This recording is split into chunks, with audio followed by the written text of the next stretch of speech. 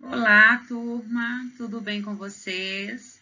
Hoje vamos falar sobre o reino fungi, que é um grupo bastante numeroso, formado por cerca de 200 mil espécies, espalhadas por praticamente qualquer tipo de ambiente.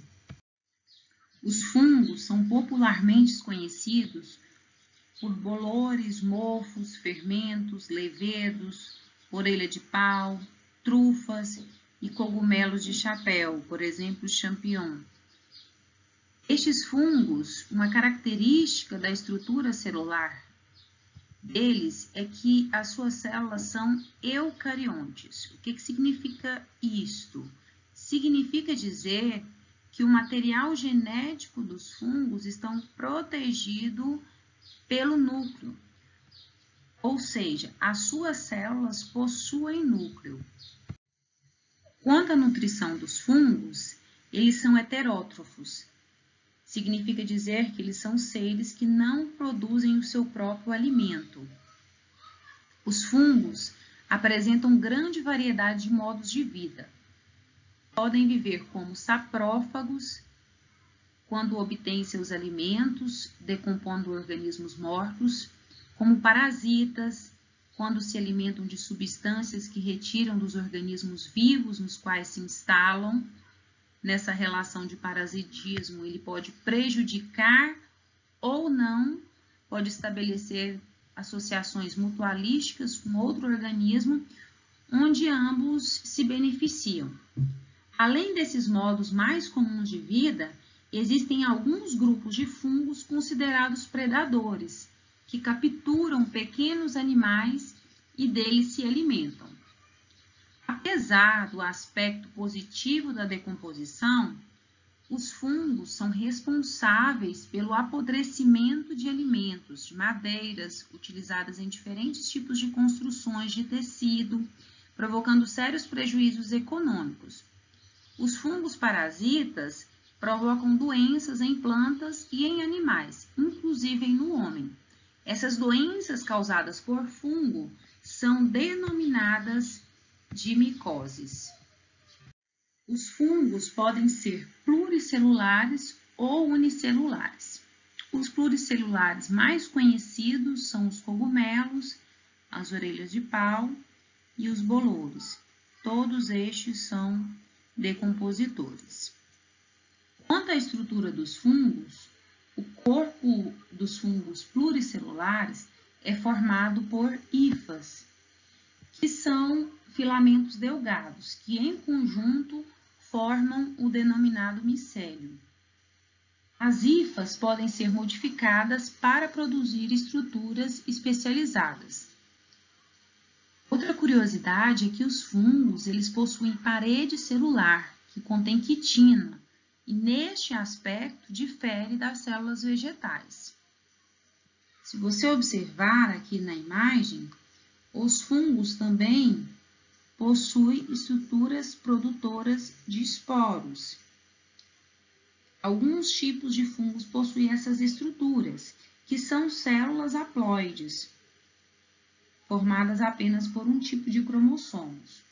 Os esporos, quando são liberados pelos fungos no ambiente, ao encontrar condições propícias, eles germinam e originam um novo micélio, completando o ciclo assexuado do fungo. Essa forma de reprodução assexuada é denominada de esporulação. Os fungos eles podem se reproduzir de duas maneiras, sexuada e assexuada. A reprodução assexuada nos fungos pode ocorrer por fragmentação, brotamento e esporulação. A fragmentação é um tipo de reprodução assexuada muito simples, que ocorre em certas espécies de fungos. Neste tipo de reprodução, o micélio, que é o conjunto de hifas, se quebra graças a fatores bióticos ou abióticos, dando origem a clones. Como, por exemplo, aqui na imagem. Houve um corte dessa parte do fungo e aqui originar um novo fungo. A reprodução por brotamento, também denominada de gemulação, é outro tipo de reprodução assexuada que ocorre em fungos. No brotamento, o fungo adulto ele emite brotos ou gemas laterais que se desenvolvem ou não se separam da célula original. Já a esporulação é um tipo de reprodução assexuada realizada por diversas espécies também de fungos. Os fungos eles possuem estruturas denominadas de esporangióforos, que nada mais são do que hifas especiais que saem de determinados pontos do micélio. Na extremidade de cada esporangióforo, encontramos o local onde são produzidos os esporos, que é chamado de esporângio. Quando os esporos estão maduros, o esporângio adquire coloração escura e se quebra, liberando os esporos no ambiente.